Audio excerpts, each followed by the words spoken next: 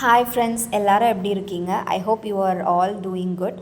So இந்த வீடியோவில் நம்ம என்ன பார்க்க போகிறோம் அப்படின்னா, ஒரு சிக்கன் ரெசிபி அப்படி தான். இதுக்கு நம்ம தேங்காவை வறுத்து மிக்சியில் கொஞ்சம் வாட்டர் ஊற்றி அரைச்சி எடுத்து வச்சுக்கலாம். அப்புறம் இஞ்சி பூண்டு பேஸ்ட்டு, அப்புறம் சின்ன வெங்காயம், மிளகாய் இதையும் தனியாக கட் பண்ணி எடுத்து வச்சுக்கோங்க. அப்புறம் கால் தக்காளி போதும். அதுக்கப்புறம் கொத்தமல்லி இலையும் சின்ன சின்னதாக குட்டி குட்டியாக கட் பண்ணி வச்சுருக்கேன். அப்புறம் பிரிஞ்ச் லீஃபும் பட்டையும் எடுத்து வச்சுருக்கேன். ஸோ இப்போ பேனில் ஆயில் விட்டுட்டு அதில் பிரிஞ்ச் லீஃபையும் பட்டையும் போட்டுக்கிட்டேன். அப்புறம் என்ன பண்ணணும் அப்படின்னா, நம்ம கட் பண்ணி வச்சுக்கிட்ட வெங்காயமையும் சின்ன வெங்காயத்தையும் நம்ம மிளகாவையும் போட்டு ஃப்ரை பண்ணி எடுத்து வச்சுக்கலாம். இது கொஞ்சம் கோல்டன் ப்ரௌன் ஆகிறது வரைக்கும் நம்ம ஃப்ரை பண்ணிக்கலாம். அப்புறம் இன்னொரு பேனில் நம்ம என்ன பண்ணலாம் அப்படின்னா, சில்லி பவுடர் இருக்குல்ல, அதை ட்ரை ரோஸ்ட் பண்ணி வச்சுக்கலாம். இந்த கலரில் இந்த மாதிரி கொஞ்சம் ப்ரௌன் ஷேடில் வர வரைக்கும் நம்ம ட்ரை ரோஸ்ட் பண்ணி வச்சுக்கலாம். ஸோ அப்புறம் இங்கே இந்த நம்ம வெங்காயம் இதெல்லாம் போட்டிருந்தோம்ல, இது கூட சின்ன சின்ன துண்டாக கட் பண்ண தக்காளியை ஆட் பண்ணி ஃப்ரை பண்ணிக்கோங்க. அதை லைட்டாக ஸ்மாஷ் பண்ணி விடுங்க, அப்படின்னா கொஞ்சம் சீக்கிரமாக வெந்துடும். ஸோ அது கொஞ்சம் வெந்த பிறகு நம்ம என்ன பண்ணிக்கலாம்னா, தனியாக ஒரு பாத்திரத்தில் எடுத்து வச்சுக்கலாம்.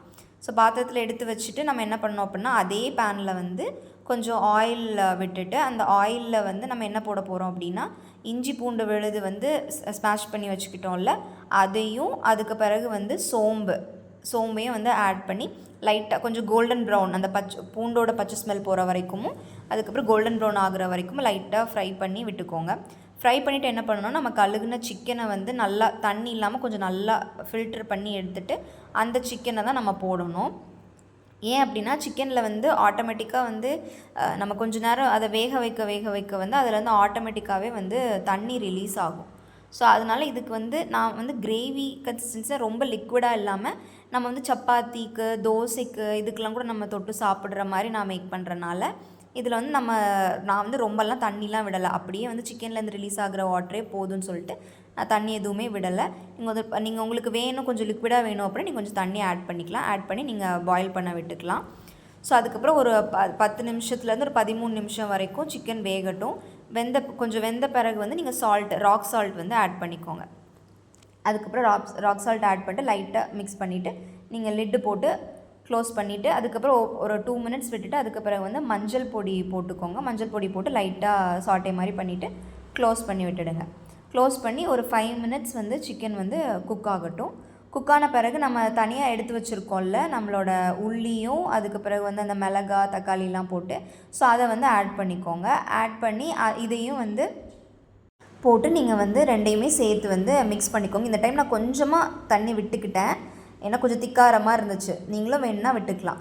ஸோ அதுக்கு பிறகு நீங்கள் கரம் மசாலா விச் மீன்ஸ் அந்த கொத்தமல்லி இருக்குல்ல, அதை பொடிச்சு வச்சுக்கிட்டது அந்த மசாலாவும், அதுக்கு பிறகு மிளகாத்தூள் நம்ம ட்ரை ரோஸ்ட் பண்ணி வச்சுக்கிட்டோம்ல, அதை நீங்கள் ஒரு 1.5 ஸ்பூன் நான் போட்டு அதை மிக்ஸ் பண்ணிவிடுங்க. அதுக்கு பிறகு நம்ம சிக்கன் மசாலா ஆப்வியஸாக நம்ம போடுவோம். ஸோ அதையும் நீங்கள் உங்களுக்கு தெரியும்ல, அந்த காரத்துக்கு தகுந்த மாதிரி ரொம்ப அதிகமாக போட்டுறாதீங்க, அப்புறம் கசப்பாயிடும். ஸோ அதுவும் உங்களுக்கு தேவையான அளவுக்கு நீங்கள் போட்டுக்கோங்க. போட்டுட்டு நீங்கள் மிக்ஸ் பண்ணிவிட்டு லிட்டு போட்டு க்ளோஸ் பண்ணிவிட்டு ஒரு 5 to 7 மினிட்ஸ் சிக்கன் குக் ஆகட்டும். குக் ஆன பிறகு நம்ம என்ன பண்ணணும் அப்படின்னா, நம்ம ஃப்ரை பண்ணி அரைச்சி வச்சுக்கிட்டோம்ல தேங்காய், அந்த தேங்காவை நீங்கள் இப்போ ஊற்றிடலாம். தேங்காய் ஆக்சுவலாக கொஞ்சம் அதிகமாகிடுச்சு. உங்களுக்கு நீங்கள் தேங்காய் பாலுமே இதில் விடலாம். பால் போட்டால் உங்களுக்கு ரொம்ப க்ரீமியாக, அது ரொம்ப டேஸ்ட்டாக இருக்கும். ஸோ நீங்கள் அந்த ஆப்ஷனும் போய்க்கலாம். இன்றைக்கி நான் தேங்காவை அரைச்சி அப்படியே தான் நாங்கள் போட்டிருக்கோம். ஸோ அதுக்கு பிறகு நீங்கள் கொஞ்சம் அது கொஞ்சம் தண்ணி சுண்டி வரும். அதுக்கப்புறம் நீங்கள் என்ன பண்ணணும் அப்படின்னா, கருவேப்பிலை போட்டுட்டு கருவேப்பிலையும் போட்டு லைட்டாக மிக்ஸ் பண்ணிவிட்டு ஃபைனல் டச்சாக கொரியண்டர் லீஃப், கொத்தமல்லி லீஃபையும் போட்டு லைட்டாக ஒரு வாட்டி மட்டும் அப்படி இப்படின்னு புரட்டி விட்டுக்கோங்க. ஸோ போதும். ஏன்னா கொத்தமல்லி போட்ட பிறகு நீங்கள் ஸ்டவ்வை ஆஃப் பண்ணிவிடுங்க. அதுக்கு பிறகு ஸ்டவ்வில் சிக்கன் இருக்க வேணாம். அதுக்கப்புறம் டேஸ்ட்டும் ஃப்ளேவருமே மாறிடும். ஸோ இந்த டிஷ் எப்படி இருக்குது அப்படின்னு நீங்கள் ட்ரை பண்ணி பார்த்துட்டு எனக்கு கமெண்ட் செக்ஷனில் சொல்லுங்கள். தேங்க்யூ ஃபார் வாட்சிங் திஸ் வீடியோ ஃப்ரெண்ட்ஸ். பாய்.